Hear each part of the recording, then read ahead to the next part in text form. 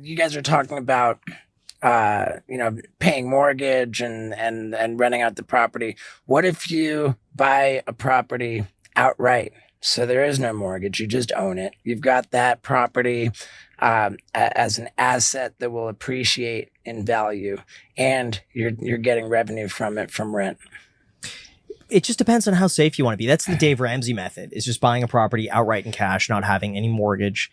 I tend to look at that from like, what's my opportunity cost? And that would be, I could invest in, let's say, a municipal bond, or I could buy a treasury that's making 5%. So if it's $1 million, I look at that as that's costing me $50,000 a year in opportunity cost, because I could have put that over here.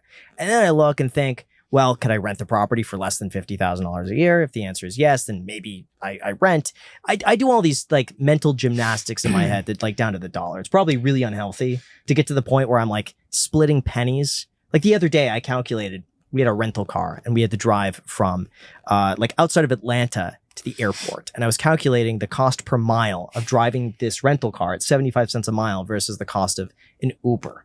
And what's going to be cheaper, and how long I drive this car before I should pull over, get the Uber, because the Uber becomes cheaper. It's like, that's the way my mind works. It's probably really bad. Yeah. But I found that the Uber was cheaper than paying 75 cents a mile. Wow. So I probably saved a few dollars. Wow. Good for you. Thank you. Go ahead. I got fascinated by the Uber situation.